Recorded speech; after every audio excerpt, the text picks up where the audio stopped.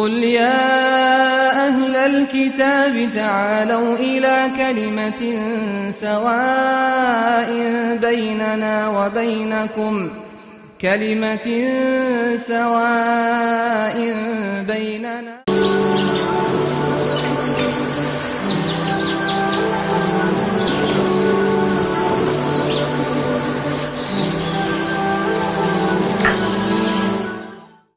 Assalamu alaikum, que la paix d'Allah soit sur vous tous. Alors, alhamdoulilah, je remercie déjà Cheikh Mohamed Lamine pour son invitation. Ça nous permet d'être réunis en ce lieu béni qui est la mosquée, dans un jour béni qui est un jour du mois du Ramadan, et on espère avec une assise bénie, Inch'Allah. Alors, nous on se présente, peut-être les gens ne nous connaissent pas, on se présente comme un collectif, le collectif Al-Hanifiya. On s'est spécialisé dans l'interreligieux, dans le dialogue avec des personnes de confession autre que la confession musulmane. On est parrainé par un prédicateur qui est assez connu, qui s'appelle le docteur Abdul Majid Kassobia. Donc c'est le parrain de notre collectif. Et il a l'habitude de dire, quand on se retrouve dans des assises comme la mosquée, que nous sommes comme le tayammum pour les ablutions. C'est-à-dire, comme vous le savez, pour les ablutions, il faut l'eau. Et les savants, c'est eux l'eau pour les ablutions. Et nous, on n'est que le tayammum. C'est-à-dire, c'est par dépit qu'on se retrouve dans des positions telles que celle-ci. Alhamdulillah, nous on préfère qu'on considère cette petite assise comme juste une réunion entre camarades, parce qu'on se sent un petit peu gêné quand on voit nos anciens qui sont là. Ce n'est pas à nous d'être normalement devant vous. Alhamdulillah, donc mon intervention, le sujet sera sur ce qu'on vit actuellement, à savoir le siyam, le jeûne. Donc le jeûne, une clé de la spiritualité. Ce qu'il faut savoir, c'est que avant de commencer, pour qu'on reste dans l'ambiance du Ramadan, on va essayer de méditer sur des versets coraniques. Et je suis venu avec mon frère, qui fait partie exacte aussi de notre collectif, et il va nous réciter Surat al-Baqarah au verset 183 et 184. Il va arriver. C'est un peu donne votre...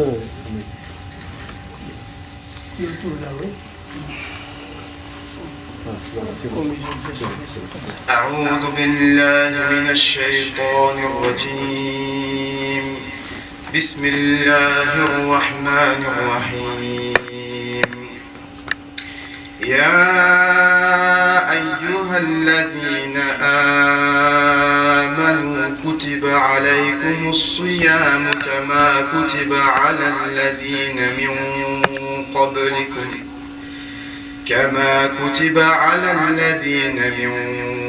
قبلكم لعلكم تتقون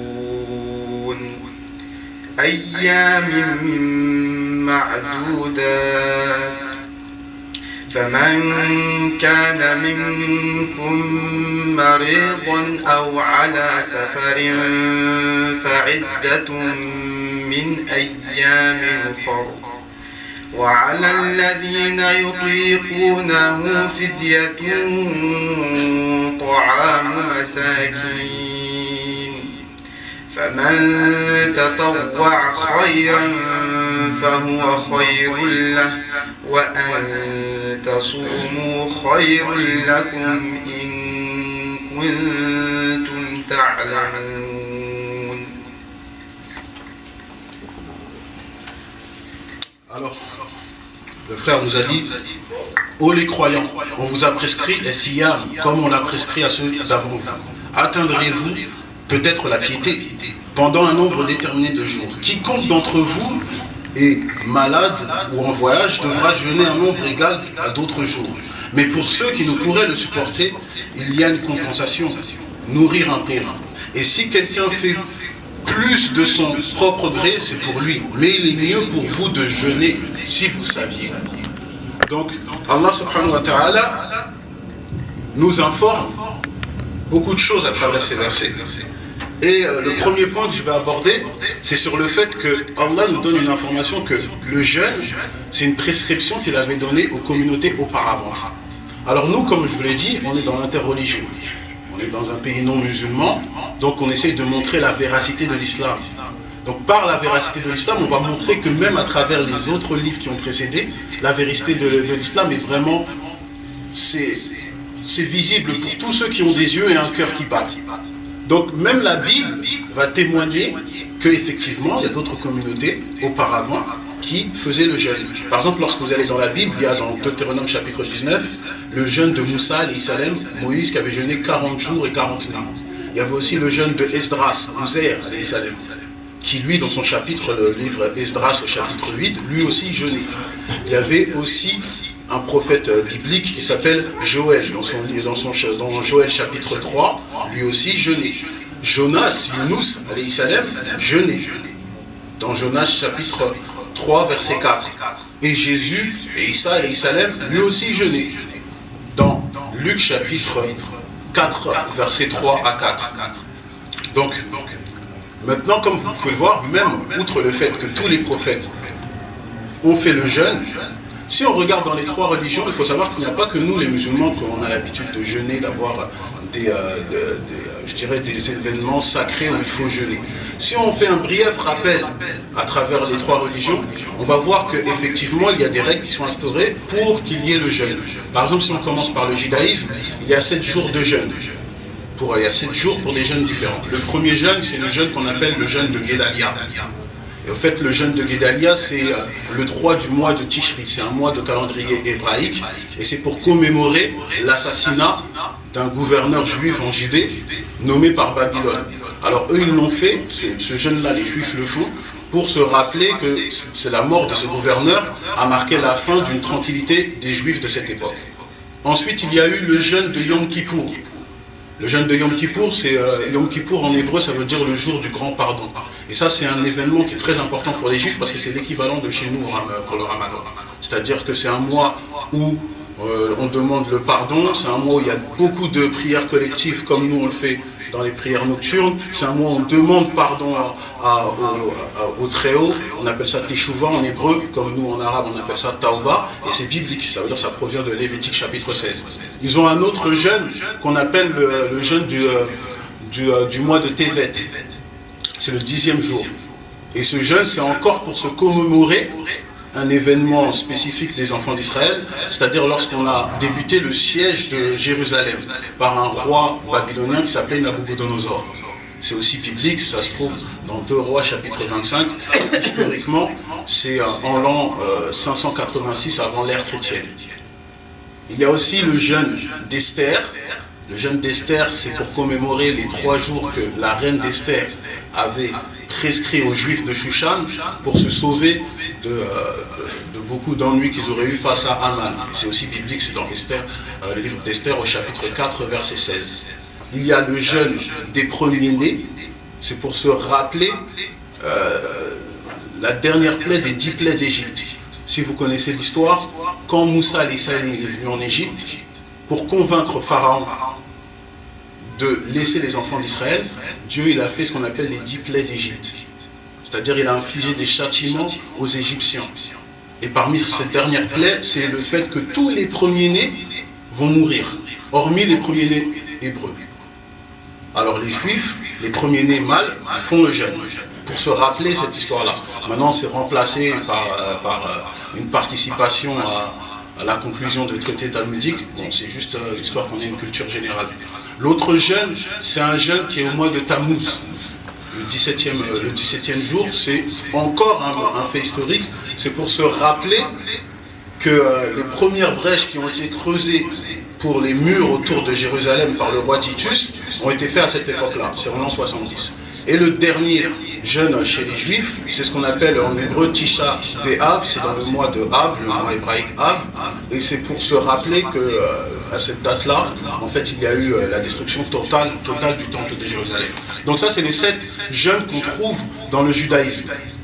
Et ce qu'on peut voir, que hormis le Yom Kippour, hormis le jeûne du grand pardon, on y voit que c'est étroitement lié à l'histoire pour les enfants d'Israël. Ce n'est pas comme nous où c'est un but précis, c'est pour atteindre la piété. Eux, c'est pour l'histoire, se rappeler, se commémorer l'histoire. Et ils ont 2 types de jeûnes. Ils ont un jeûne majeur, c'est-à-dire que leur jeûne il commence du coucher du soleil jusqu'au lendemain à la tombée de la nuit. Ça c'est un jeûne majeur, c'est-à-dire c'est pour le Yom Kippour et le jeûne de Av, c'est pour la destruction de Jérusalem. Et à côté de cela, ils sont comme nous, ce qu'ils appellent les critères de mortification, c'est-à-dire qu'eux aussi ils ne doivent pas avoir de relations sexuelles avec leur épouse, eux ils ne doivent pas porter de parfum, ils ne doivent pas porter de savon, ils ne doivent pas se laver, ils ne doivent pas porter de cuir. Ça c'est pour le jeûne majeur. Les autres jeûnes, c'est des jeûnes mineurs. Alors, pourquoi on dit jeûne mineur? On dit jeûne mineur tout simplement parce que c'est comme nous, c'est du coucher, c'est du lever du soleil jusqu'au crépuscule. La différence avec nous, c'est que eux, ils ont le droit d'avoir des rapports ou autres. La seule chose qu'ils ont, c'est qu'ils ne doivent pas manger et boire. Ça, c'est du côté judaïque. Du côté chrétien, il y a ce qu'on appelle le carême. Je pense que tout le monde le connaît. Le carême, ça a été instauré au IVe siècle. Ça a été instauré au IVe siècle.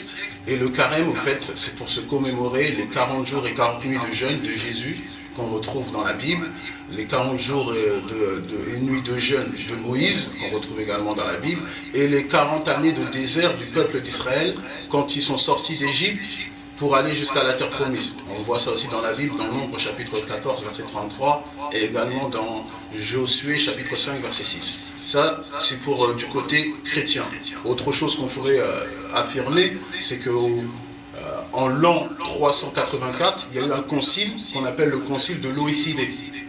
Et à partir de ce moment-là, ils ont dit que le jeûne, enfin le carême, doit se passer comment? Il doit se passer qu'ils doivent juste manger des fruits secs et du pain. Donc vous voyez, ce n'est pas aussi éprouvant comme nous. Ces derniers jours, on a senti la soif. Bon, eux, c'est autre chose. Après, à travers le temps, ça a évolué selon les tendances et les mouvances chrétiennes.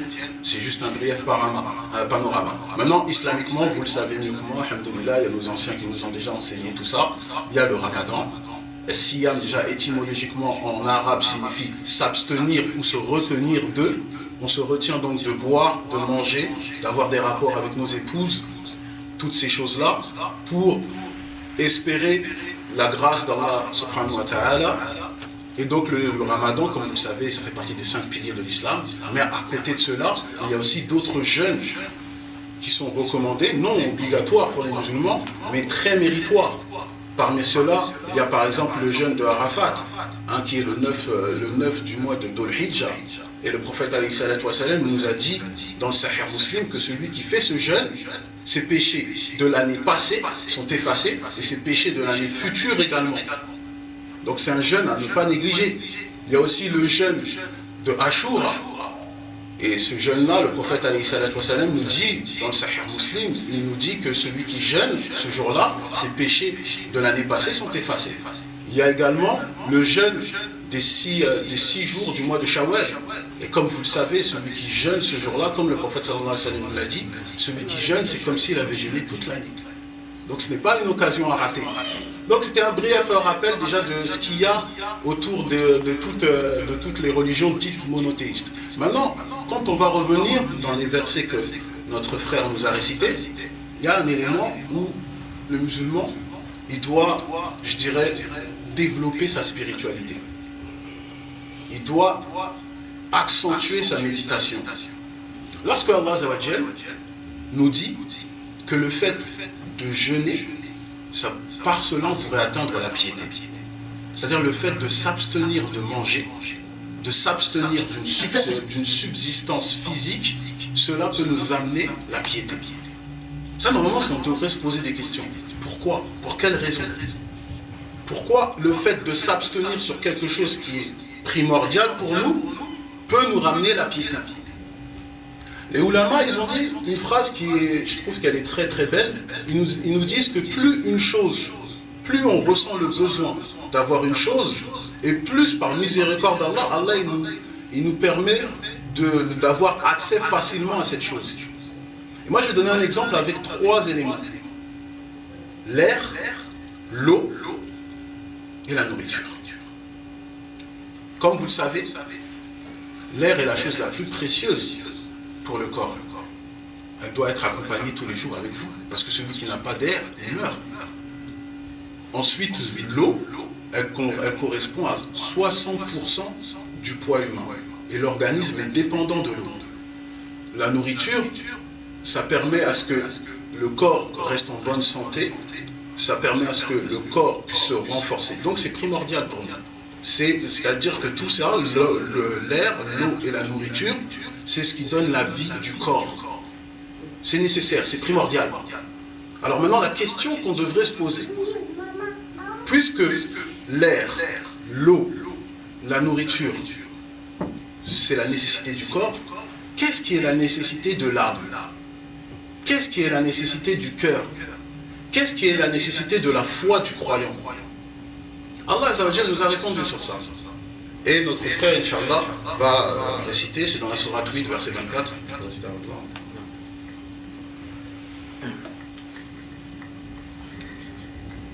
يا أيها الذين آمنوا استجيبوا لله وللرسول إذا دعاكم لما يحييكم.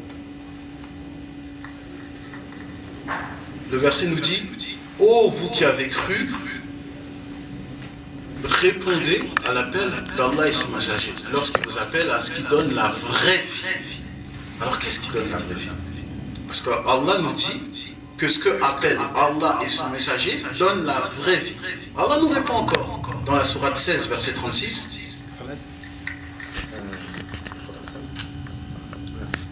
وَلَقَدْ أَرْسَلْنَا فِي كُلِّ أُمَّةٍ رَسُولًا أَنِ اعْبُدُوا اللَّهَ وَاجْتَنِبُوا الطَّاغُوتَ. Et nous avons envoyé dans chaque communauté un messager pour leur dire: adorez Allah et éloignez-vous du tarout. Donc éloignez-vous du polythéisme. Donc ce qui donne la vraie vie pour le croyant, c'est le tawhid. C'est l'unicité d'Allah. C'est ça qui donne la vraie vie. Ça c'est clair et net.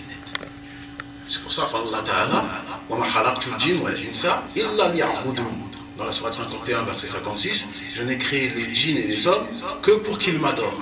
At-tawhid. Donc si, quand on réfléchit, l'air, l'eau, la nature donne la vie du corps, le tawhid donne la vie de l'âme, donne la vie du cœur, donne la vie de la foi. Et si on continue à réfléchir sur ça, on se dit que celui qui est privé d'air, d'eau et de nourriture, il quitte cette terre. Il va quitter la terre, il meurt. Mais celui qui est privé de tawhid, il est privé de tout bien, ici-bas, comme dans l'au-delà. Donc quand on y réfléchit, le tawhid est plus nécessaire que l'air, l'eau et la nourriture. Il est plus utile pour nous. C'est-à-dire que vous vous rendez compte, celui qui réfléchit, c'est que le fait d'avoir le tawhid, c'est plus important que de respirer, que de boire ou de manger. Et donc le jeûne nous permet de nous rappeler cette chose-là. C'est ça le but du jeûne. Ça nous rappelle cette chose importante. Et je vous l'ai dit, on est dans la religion comparée, on peut trouver la même idée de pensée dans la Bible. Par exemple, quand on va dans Jean chapitre 6, verset 54, on nous dit que Jésus aurait dit que celui qui mange ma chair et mon sang a la vie. Je pense que toute personne qui est normalement constituée, il va comprendre qu'on dit ça d'une manière métaphorique. Parce que sinon, ce serait accuser Jésus d'appeler au cannibalisme. On sait que c'est mauvais pour la santé. Je pense que tout le monde est d'accord avec ça. Donc on a compris que c'est d'un point de vue métaphorique. Et d'ailleurs, même tout à l'heure, on avait dit dans Jean chapitre 6, on le dit dans Jean chapitre 6, verset 63, Jésus disait quoi? Il disait que c'est l'esprit qui vivifie. La chair n'est rien. Et les paroles que je vous dis sont esprit et vie. Et quelles paroles? Les paroles que lui-même il dit, ça ne vient pas de moi. Il le dit lui-même dans Jean 14, 24, et il dit dans Jean 17, 3, la vie éternelle consiste à ce qu'ils te connaissent toi, le seul véritable Dieu. Donc Jésus aussi appelle au tawhid. Et la vraie vie pour Jésus également, c'est le tawhid. Ça c'est très important. Et il y a un autre passage d'ailleurs dans la Bible qui montre, l'harmonie des prophètes, qui montre que tous les prophètes ils sont venus pour le même message, ils proviennent tous de Dieu. Il y a une parole de Jésus qui se trouve dans Jean chapitre 6 verset 35 où on nous dit que Jésus dit: je suis le pain de la vie, celui qui vient à moi il n'aura plus faim et il n'aura plus soif. Et moi quand j'ai lu cette parole, ça m'a fait penser à un hadith du prophète sallallahu alayhi wa sallam. qui est rapporté par Ibn Majah. C'est sur les signes de la fin des temps. Donc le hadith, bon, il y a des passages qui son authenticité a été remise en cause, mais le passage qui nous intéresse, il est authentique, il a été authentifié par les fuqaha, par les juristes du hadith, il a été authentifié par exemple par Shir Albani, il figure dans une encyclopédie de traduction prophétique de l'imam As-Suyuti, il se trouve également dans le Mustadrak de l'imam Al-Hakim. On nous dit qu'à la fin des temps, le prophète sallallahu alayhi wa sallam dit ça à ses compagnons, il dit qu'à la fin des temps, il n'y aura plus de bovins et d'ovins. Alors les compagnons se sont étonnés. On dit qu'il n'y aura plus d'animaux, il n'y aura plus de quoi manger. Alors les compagnons ont demandé au prophète sallallahu alayhi wa sallam, Ya Rasulullah, mais de quoi se nourriront les gens? Et le prophète sallallahu alayhi wa sallam a répondu, leur nourriture sera de dire La ilaha illallah, Allahu Akbar, wa alhamdulillah. Donc imaginez-vous. Et il a dit, le prophète sallallahu alayhi wa sallam, que ça circulera dans leur corps comme circule la nourriture. Allahu Akbar. Ça veut dire quoi les frères? Ça veut dire qu'en quelque sorte, la spiritualité, les œuvres pieuses, toutes ces nourritures spirituelles, elles remplacent votre nourriture physique. Et le jour du jugement dernier, c'est ça, et vers la fin des temps, c'est ça qui vous permettra d'être en bonne santé. Alors le ramadan, le jeûne, en quelque sorte, c'est Allah qui nous entraîne. Si vous voulez, Allah, il nous prépare à ce qu'on atteigne ce niveau de foi. Il nous prépare à ce que la nourriture spirituelle remplace la nourriture physique. Qu'Allah fasse qu'on fasse partie de ces gens-là qui ont une foi si élevée. Amin. Donc, mes frères, même si on revient sur un hadith, mais un hadith du prophète sallallahu alayhi wa sallam, il se trouve dans les 40 hadiths d'An-Nawawi. Vous le connaissez quand le prophète sallallahu alayhi wa sallam dit, n'est-ce pas qu'il y a un morceau de chair, s'il est en bonne santé, tout le reste du corps est en bonne santé. Et s'il est corrompu, tout le reste du corps est corrompu. N'est-ce pas que c'est le cœur? Donc, en nourrissant notre cœur de spiritualité, automatiquement, ça va nourrir le reste de notre corps. C'est pour cela qu'il est très important de voir la priorité, d'abord, de nous nourrir spirituellement avant de nous nourrir physiquement. C'est important. Le musulman, il doit être comme ça. Alors, il y a un deuxième point que j'aimerais aborder. Il y a un hadith, il est rapporté d'après Hassan bin Moussa, d'après Abu Jahifa, d'après le fils de Abu Jahifa, où Abu Jahifa nous dit qu'il avait mangé et son ventre il était rempli. Ce qu'on voit malheureusement au sein de la communauté musulmane. Son ventre il était trop rempli. Alors après il est parti voir le prophète alayhi salatu wa salam et il s'est mis à ôter. Alors le prophète sallallahu alayhi wa sallam lui a dit, épargne-nous ton gros, car les plus rassasiés ici-bas seront les plus affamés le jour de la résurrection. Alors maintenant on doit se poser la question, quel est le rapport entre rôter et être affamé le jour de la résurrection? Alors il y a un grand imam, l'imam Al-Minawi, qui nous donne un commentaire de ce hadith, je vais vous le lire. Il nous dit, la réprobation de rôter est en réalité une réprobation des causes qui ont entraîné cette action, c'est-à-dire l'excès de nourriture. Et ceci est blâmable, tant du point de vue médical que religieux, en ce qu'il rapproche le diable et excite l'âme à la transgression. La faim, quant à elle, restreint les voies du démon et brise le pouvoir de l'âme. Ainsi, il se prémunit de son mal en le repoussant. Et celui qui est rassasié en arrive au désir, au désir intense d'avoir des rapports sexuels, puis au désir intense d'obtenir un rang social, et des biens qui sont les deux moyens permettant de s'épancher davantage dans l'obtention des nourritures et des femmes. Donc l'imam Al-Minawi nous dit que le fait d'être trop rempli, ça nous pousse à faire des transgressions, d'avoir des envies charnelles, donc on devient paresseux pour les actes d'adoration.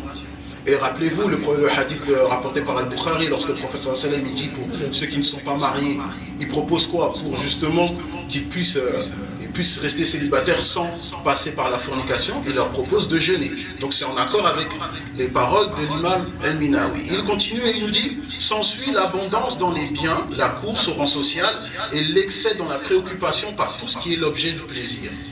Puis cela en vient à l'ostentation, la vantardise l'orgueil, la jalousie, la rancœur, l'inimité et la haine.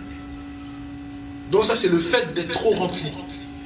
C'est pour cela que quand vous allez voir la parole des pieux prédécesseurs, je prends l'exemple de Abdullah ibn Omar, le fils de Omar ibn al-Khattab, il avait l'habitude de réduire sa nourriture. Et chaque fois qu'il ne mangeait pas sans inviter un nécessiteux pour qu'il mange avec lui. Ça c'était son habitude. Abdullah ibn Omar, il faisait toujours ça. Un jour, on lui a amené quelqu'un pour qu'il mange avec lui, et cette personne a trop mangé. Alors Abdullah ibn Omar, il est parti voir la personne qui lui a ramené cette personne, et il lui a dit, ne me ramène plus cette personne.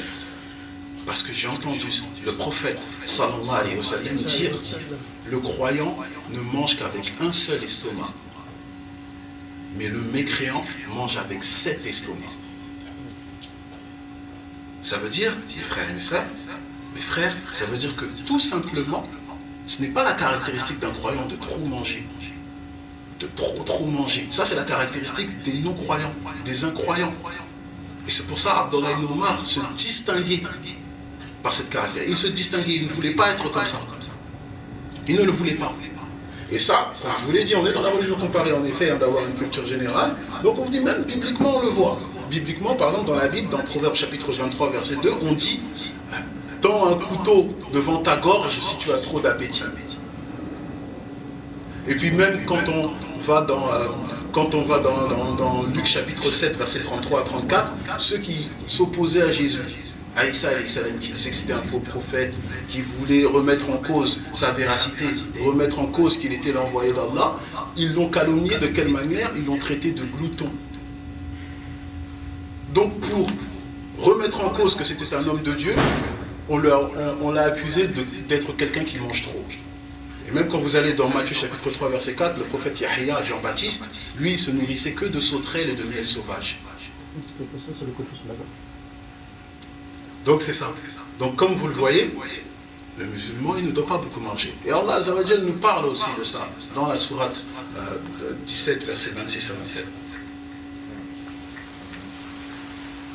وآت ذا القربى حقه والمسكين وابن السبيل ولا تبذر تبذيرا إن المبذرين كانوا إخوان الشياطين وكان الشيطان لربه كفورا.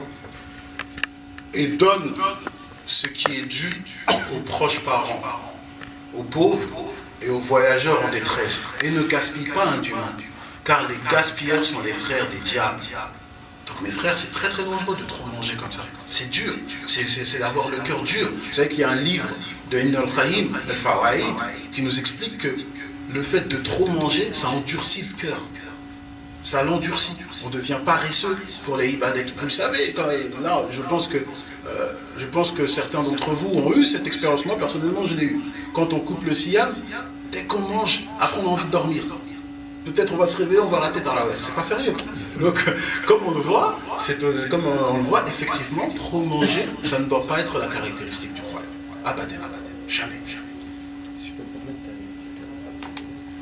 par rapport à ce que tu as dit, juste par rapport à ce qu'il a dit sur le fait que les mécréants critiquaient Jésus en disant que c'est un glouton, et dans le Coran aussi, les mécréants de Quraysh ils disaient Ma li hadha ar-rasoul ya'kul at-ta'am wa yamshi fil aswaq. Ils disaient quel est ce prophète qui mange de la nourriture et qui va dans les marchés. Vous voyez, c'est toujours la même chose. Je vous l'ai dit, on est complices. Alors, je vous l'ai dit les frères, il faut qu'on tire profit du Ramadan pour ne pas avoir ces caractéristiques qui sont néfastes. C'est très mauvais. Alors, dernier point, parce que je pense que je ne veux pas être trop long, même si je vois qu'il y a des sourires, alhamdoulilah. Là, on va quitter le Ramadan. Malheureusement, le Ramadan nous quitte encore une fois trop tôt. Inch'Allah, on espère le retrouver l'année prochaine. Inch'Allah. Et moi, j'aimerais qu'on évolue. Après le Ramadan, il faut qu'on évolue. C'est pour moi en première. Là, je vois des beaux visages, je vois des anciens. J'ai envie de m'imprégner un peu des beaux visages de nos anciens. Mais on a envie que quand on reprend notre vie dite normale, on retrouve, on mange à notre guise, on soit comme des serviteurs reconnaissants. Et un serviteur reconnaissant, c'est un serviteur qui reconnaît les bienfaits qu'Allah lui a donnés. Et là, puisqu'on a été privé de nourriture, on doit se rappeler les bienfaits des aliments. Alors moi, je vais vous donner quelques exemples.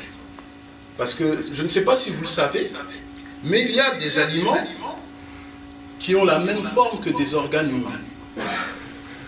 C'est-à-dire, il y a certains aliments, ils ont les mêmes formes que les organes humains. Et subhanallah, ces mêmes aliments qui ont les mêmes formes, eh ben, en fait, ils sont un bien pour ces organes qui ont les mêmes formes. Je vais vous donner un exemple. La noix. On l'a surnommée la nourriture du cerveau. Parce que quand vous regardez la noix, les plis et les rides de la noix, ça ressemble à un cerveau. Ça ressemble à un cerveau. Et la noix contient un teneur très élevé qui permet de éliminer les plaques de protéines liées à l'Alzheimer. Ça, c'est pour la noix.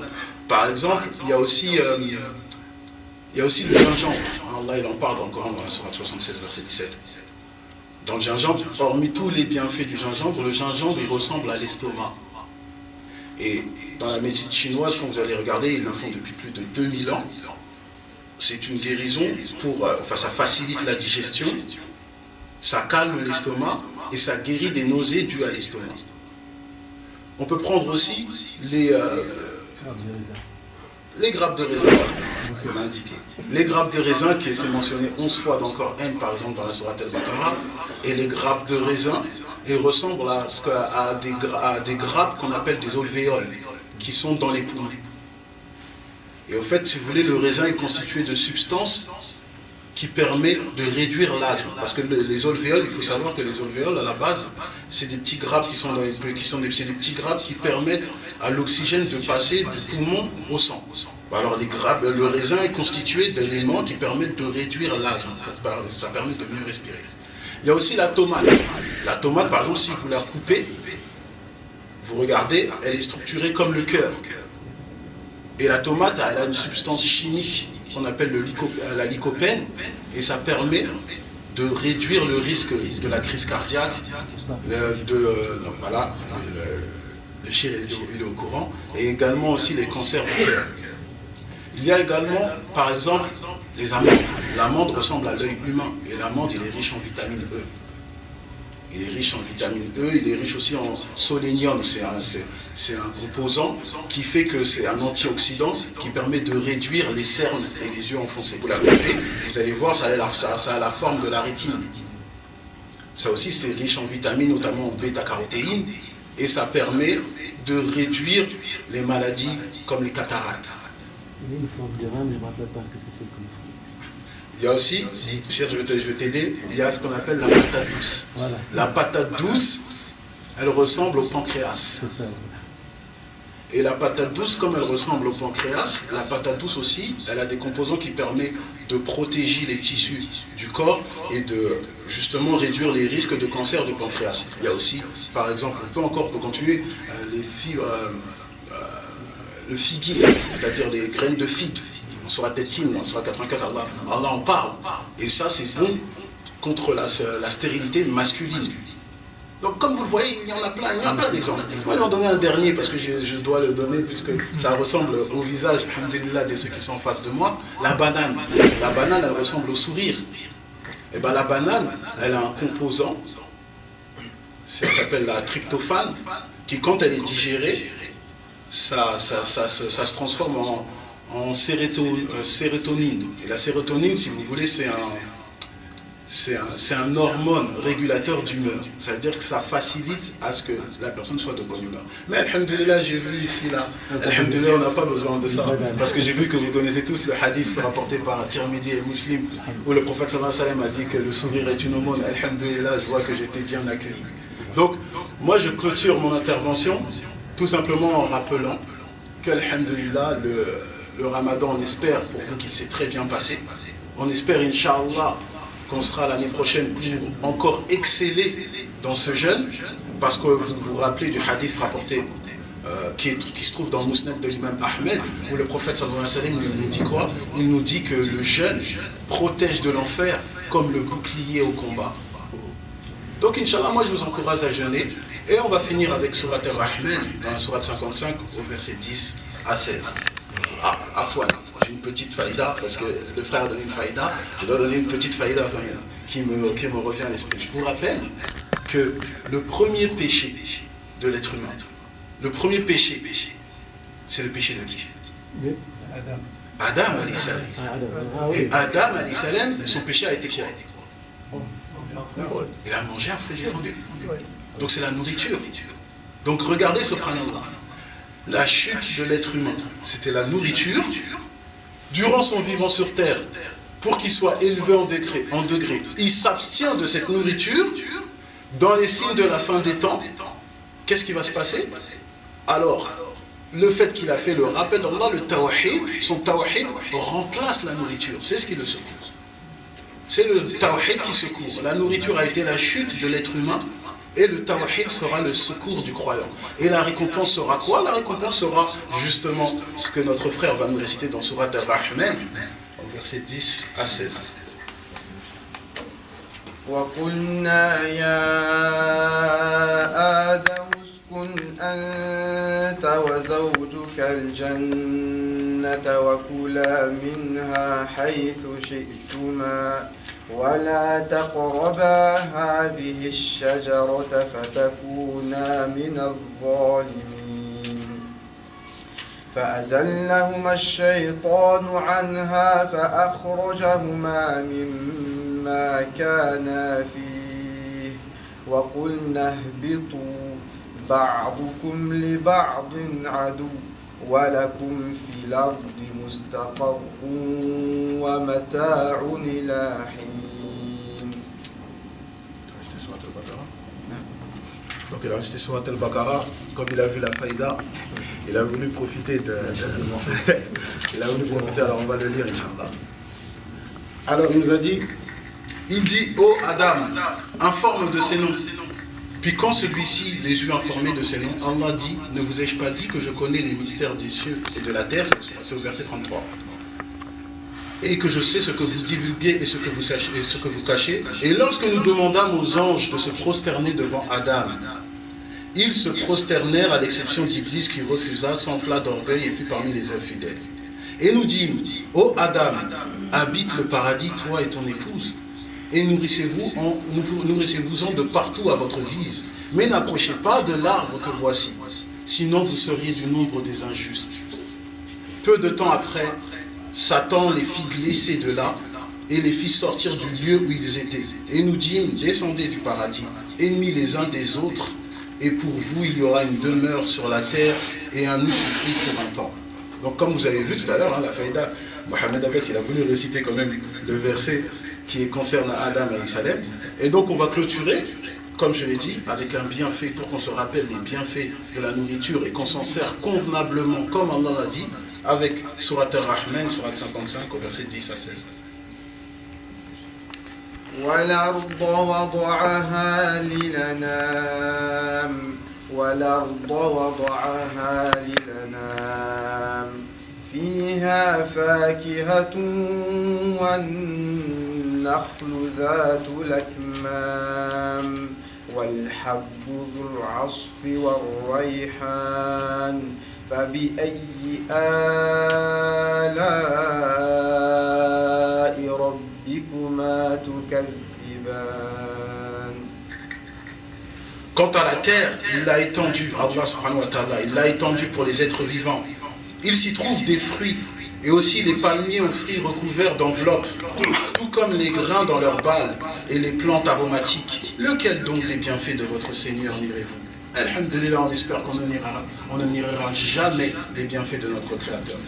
Barakallahu fikum, subhanallah wa bihamdik, ashhadu an la ilaha illa ant, astaghfiruka wa atubu ilayk.